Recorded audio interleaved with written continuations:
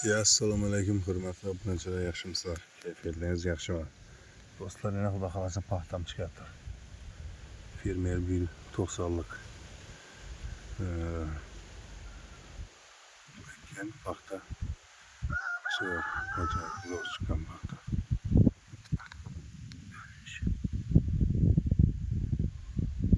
Ketgan.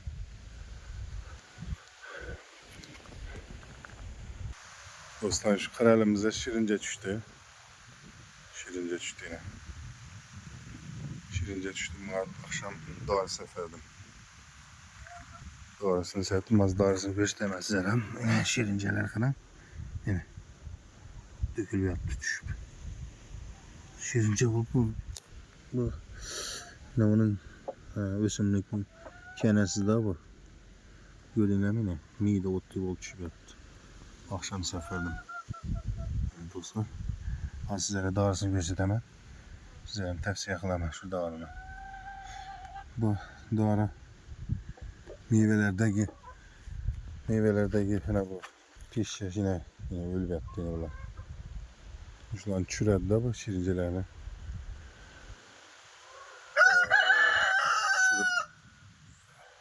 Meyveni qaytadan canlandırdı da. Şirinceye karşı hazırdan sepmesek erten aytıngalsiz meyve nabut boladı. Mide bunun gözünün mide bitleri, kenesi desem atsa, kene de başlayan buladı. Az darsını göstermezler yakında idare kendine. Yine şu darı adı. Görüyor musun ama yine bu. Yine yağı şiirenin yolusu bu. Hani şu. Hemmenese gidelim bu.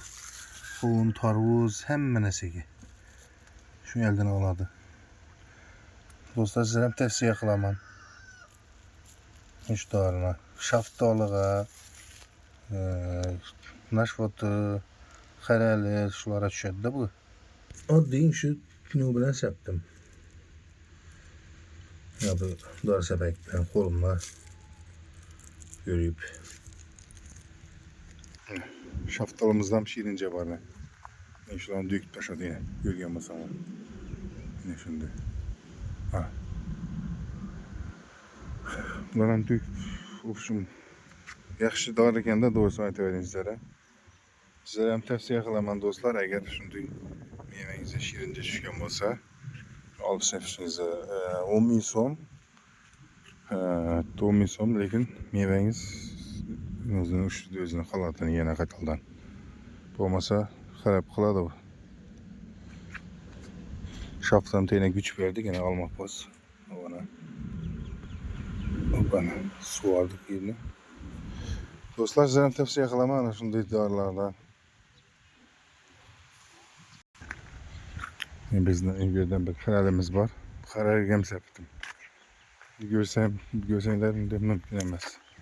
Shirinja tushib turadi, yapraklar zo'r. Yaxshi holatga keldi. O'zgardi holat. Bir de naşvatımız var. Naşvatımızın şöyle her yıl bu aram septim. Düşmedi. Yapraklara güzel gelip yatık olarak aytıngalsiz. Ha, şirenin yosundan shirinja tushib. Aslı shirinjani ximiska olib keladi da. Ximiska yuqori chiqib netib shu olib chiqib ximiska oziqlanadi, ish qilib bunga ko'chiradi.